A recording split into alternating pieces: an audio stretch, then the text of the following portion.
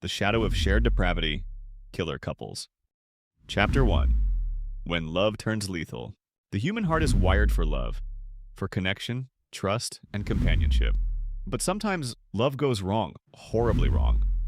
In the shadowed corners of human desire, affection can mutate into obsession, passion into power, and devotion into destruction. When two souls meet and feed each other's darkness, the results are catastrophic. This is the world of killer couples. Partners bound not by compassion but by control, fantasy, and a chilling lust for violence.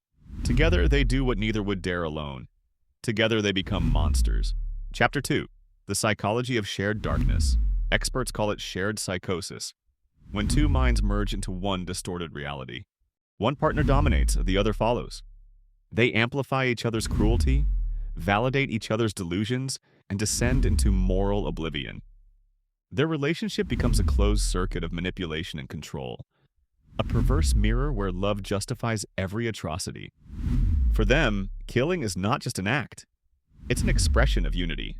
Chapter 3. The Canadian Nightmare, Paul Bernardo and Karla Homolka. Our first descent into darkness begins in Ontario, Canada.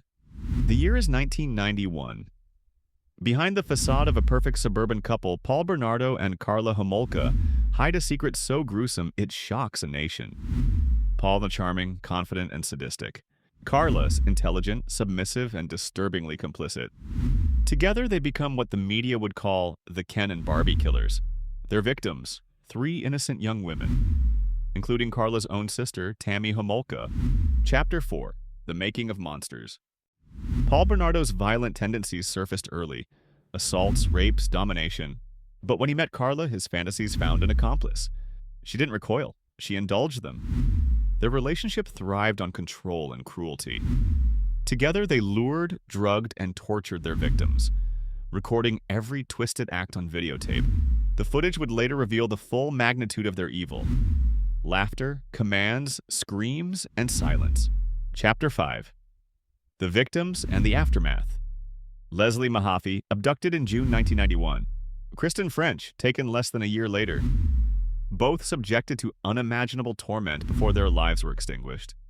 Leslie's remains were found encased in concrete. Kristen's body was left in a ditch, lifeless, violated, discarded. The tapes exposed everything: Bernardo's sadism, Karla's cold compliance. It was horror preserved on film, the kind investigators never forget. Chapter 6. The Deal with the Devil. When the facade finally cracked, Karla turned on Paul. She struck a plea bargain, 12 years for manslaughter in exchange for testimony. The public called it the deal with the devil. While Bernardo was sentenced to life without parole, Karla walked free after 12 years. A mother, a neighbor, a chilling reminder that evil doesn't always stay behind bars. The legacy of their crime scarred Canada forever, a tale of love transformed into pure sadism. Chapter 7. Bonnie and Clyde. Romance Reloaded. From calculated cruelty, we shift to reckless rebellion. The year is 1932. America's Great Depression has crushed dreams and fueled desperation. Enter Bonnie Parker and Clyde Barrow, young, in love, and armed to the teeth. Unlike Bernardo and Homolka, their crimes were not born of sadism but survival. A rebellion against poverty, authority, and fate itself. But rebellion soon bled into brutality. Chapter 8. Blood on the Backroads. Bonnie and Clyde's crime spree swept across the American Midwest, robbing banks, stealing cars, gunning down anyone in their path. Their love story became legend, romanticized in poems, photographs, and song. But behind the myth was mayhem. Over a dozen dead, families shattered, lawmen ambushed. Their reign ended in May 1934. A dusty Louisiana road, a police ambush. 100 bullets tore through their car, ending 2 lives, birthing an immortal legend. They were never tried, never sentenced. Their punishment came fast and final, delivered by the same world they defied. Chapter 9. The Common Thread. Two couples, 2 different centuries, 2 shades of evil. One driven by sexual sadism, the other by reckless love. Yet both united by the same psychological poison, the illusion of togetherness against the world. When love becomes a mirror for violence, morality collapses. Each partner stops seeing right and wrong, only loyalty and thrill. They become gods in their own universe of destruction.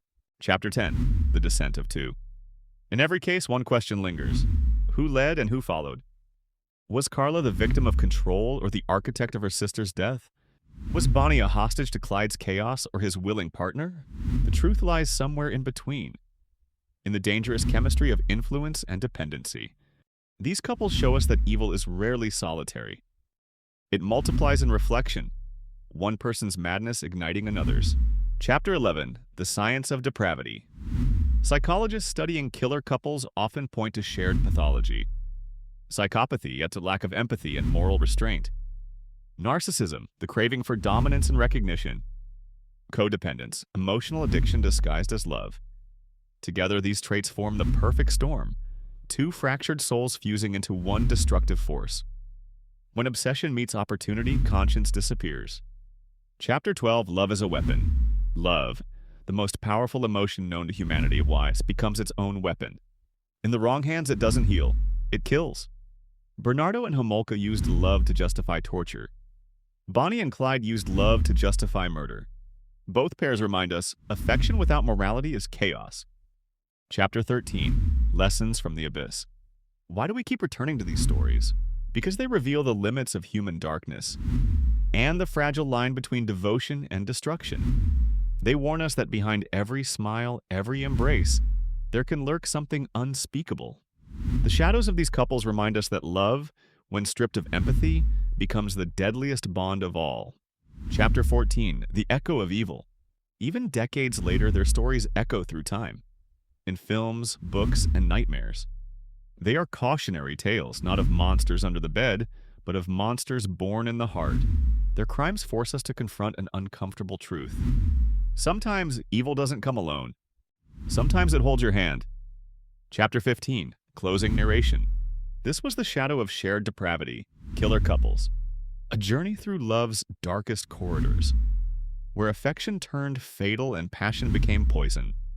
As you leave the darkness tonight, remember, the most terrifying monsters are not strangers. They are lovers who lost their souls. Together. If you enjoyed this video, please like, share, and subscribe to support our channel. Your support helps us create more dark stories, true crime mysteries, and deep dives into the minds of history's most twisted figures.